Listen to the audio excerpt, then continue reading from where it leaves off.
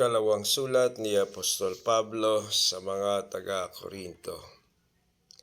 Ikadalawang kabanata.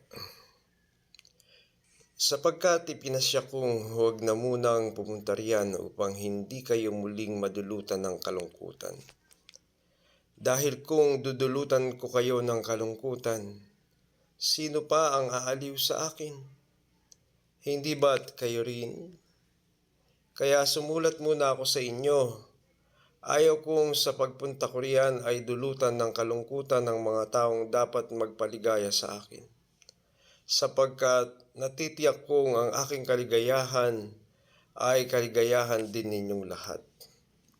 Ang puso ko'y puno ng kalungkutan at pag-aalala nang sulatan ko kayo.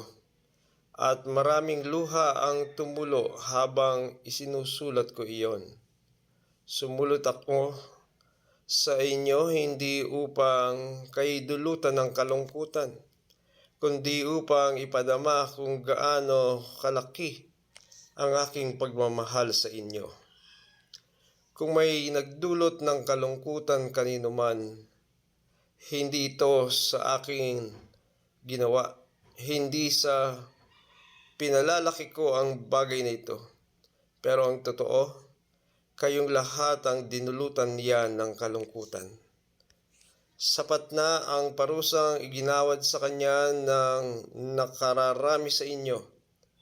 Dapat na ninyo siyang patawarin at aliwin upang hindi naman siya tuluyang masira ng loob.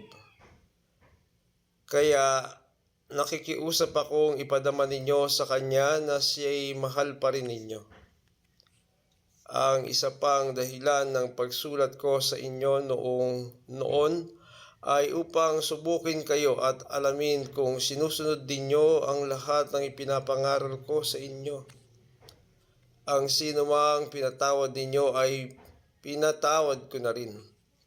Ang pinatawad ko, kung mayroon man akong dapat patawarin, ay pinatawad ko na sa harapan ni Kristo alang-alang sa inyo. Upang hindi tayo malinlang ni Satanas at hindi naman lingid sa atin ang gusto niyang mangyari. Nang dumating ako sa Troas upang mangaral ng magandang balita tungkol kay Kristo, binigyan ako ng Panginoon ng magandang pagkakataon upang maisagawa iyon. Ngunit hindi rin ako mapanatag sapagkat hindi ko natagpuan doon si Tito na ating kapatid. Kaya ako'y nagpaalam sa mga taga roon at nagtuloy sa Macedonia. Ngunit salamat sa Diyos at lagi niya kaming sinasama sa parada ng tagumpay ni Kristo dahil sa aming pakikipag-isa sa Kanya. At sa pamamagitan namin ay pinalalaganap ng Diyos sa lahat ng dako ang mabangong halimuyak ng pagkakilala sa Kanya.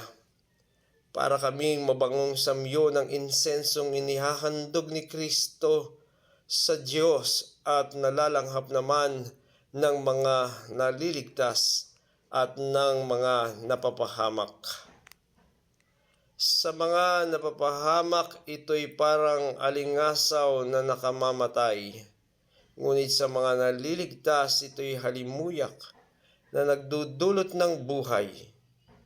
Sino ang may sapat na kakayahang gumawa ng mga bagay na ito? Hindi kami katulad ng iba riyan na kinakalakal ang salita ng Diyos.